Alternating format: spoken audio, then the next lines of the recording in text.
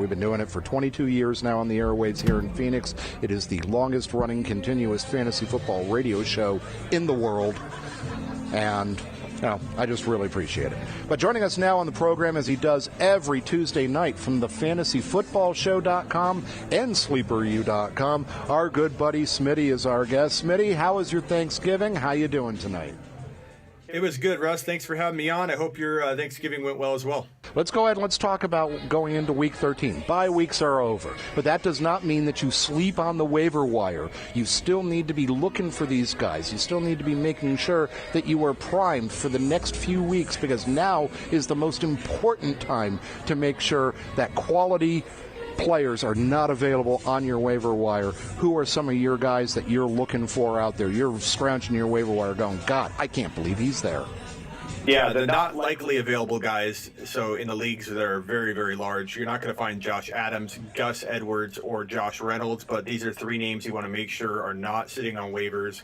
Gus Edwards could be a running back 2 the rest of the way for the Baltimore Ravens, and Josh Adams, the same thing could be said about him in Philadelphia. Josh Adams, really, they haven't given him a ton of work yet, and he's produced 2 weeks in a row. If they give him 15 carries, he could have 100 yards, and a touchdown each game that he gets that kind of workload.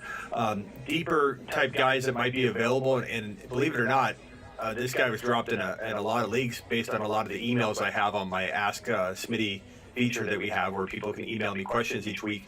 And Austin Eckler has been dropped. The timing's bad for a lot of people because they were hit by injuries, trying to pick up backup defenses for the playoffs and playing matchups, and Eckler was dropped in a lot of leagues, and so Eckler immediately becomes a running back 2, if not a really high running back 2 moving forward, at least in terms of the games he starts.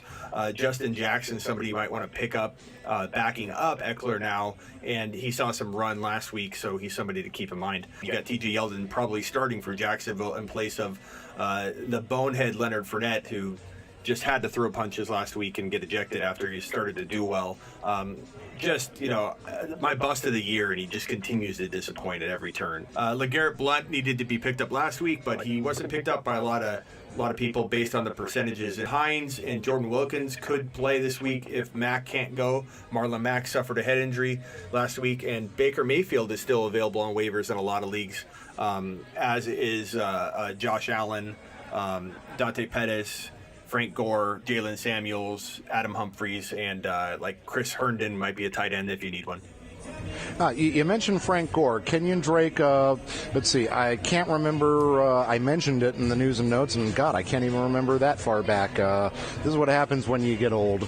But Kenyon Drake's no lock to play this week. They said that he's going to practice sparingly, if at all, this week, and that was the same story last week. Frank Gore could be in for dominant amount of carries this week for the Miami Dolphins if Drake does not play.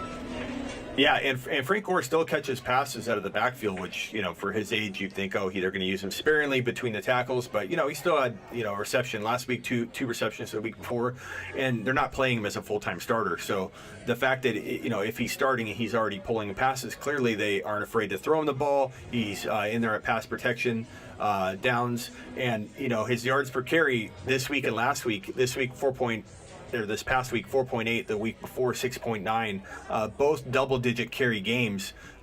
He's definitely flex-worthy, if not low-end running back 2 worthy, if he's starting this week, and definitely worth a pickup if you're hurting at running back. Now, you mentioned Spencer Ware, I think, in that group. Spencer Ware definitely has the handcuff appeal for Kareem Hunt because, as we've seen, these injuries, they don't care what week it is. Everyone's been riding Melvin Gordon for a couple of, all season long, and he's been great, but then he gets the MCL tear. Now he's going to miss a few games, and all of a sudden his backup is now in a prominent role. Spencer Ware and a guy like Malcolm Brown for the Rams, are those kind of like, really good idea handcuffs for those who have got Kareem Hunt and Todd Gurley?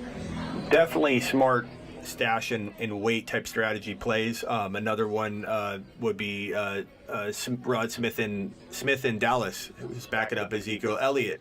But heading into Week 13, I would say, Russ, probably the biggest, most talented backup running back left that isn't claimed a starting spot or getting starts this week would be Spencer Ware. I think that if Hunt went down, out of all the running backs left that are backups, Derrick Henry as well, but out of all the running backs left that are backups right now that you can pick up and stash, Spencer Ware has running back one upside if he's getting the carry. So definitely grab him if you have a spot to spare and you want a home run type player sitting on your roster.